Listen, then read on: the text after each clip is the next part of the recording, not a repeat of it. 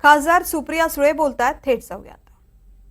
महाराष्ट्राचा सातत्याने देतोय. महाराष्ट्राच्या इन्व्हेस्टमेंट दुसऱ्या राज्यात जात आहेत.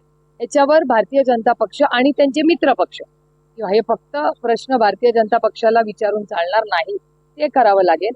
आणि नक्की या सरकारमध्ये काय चाललंय, आजच्याच म्हणजे RSSनी एक आरोप केला होता. RSSनी 2 आरोप या सरकारवर केलेले आहेत, त्याच्यावरही त्यांनी उत्तर द्यावं. एक असा RSSनी आरोप केलेला आहे की 180 कोटी रुपयाचा भ्रष्टाचार हा शेती मंत्रालयामध्ये झालेला आहे आणि तो आरोप मी करत नाहीये, तो RSS करतोय. तुमच्या चॅनलवर तो कव्हर झालेला आहे. 180 कोटी रुपयाचा जो कृषी मंत्रालयाचा भ्रष्टाचार तो देवेंद्रजींपर्यंत पोहोचवला, तो RSSनी पोहोचवला. मी RSSचे मनपूर्वक आभार मानते की त्यांनी एवढी नैतिकता दाखवलेली आहे की ते अशा बाबतीत नो कॉम्प्रोमाइज करता आहेत. तर RSSनी जी प्रस्ताव जो प्रश्न देवेंद्रजींकडे मांडला भ्रष्टाचाराचा 180 कोटी रुपयाचा, त्याचा पुढे काय झालं याचं उत्तर ह्याच आम्हाला यात्रेत द्यावं. आणि आजच्याच एका मोठ्या आणि महत्वाच्या वर्तमानपत्रात काय त्याचं नाव, एक RSSचं एक मॅगझिन आहे विवेक नावाचं, ऑर्गनायझर नाही, विवेक ऑर्गनायझर इंग्लिशमध्ये येतं. विवेक नावाचं त्यांचं एक मॅगझिन आहे, त्याबद्दलही काही लेखांचे आले. त्या सगळ्याची उत्तरं की भारतीय जनता पक्ष नक्कीच पारदर्शकपणे या यात्रेत महागाई, बेरोजगारी, भ्रष्टाचार याच्यावर पारदर्शकपणे या महाराष्ट्राला सांगेल, एवढीच माझी अपेक्षा आहे.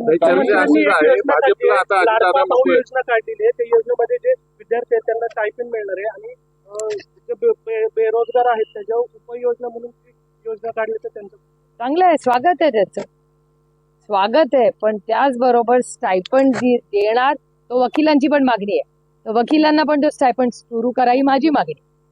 वकिलांची स्टायपंडची मागणी आहे. तुम्ही म्हणताय ती स्टायपंड देताय, त्याचा मला आनंद आहे, मी त्याचं स्वागत करते.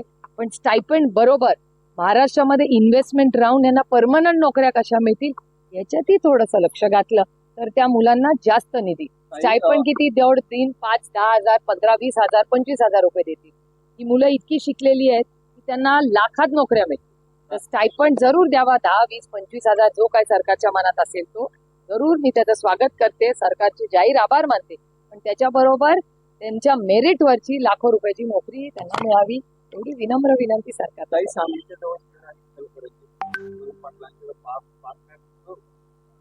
असा उल्लेख केला त्याच्यावर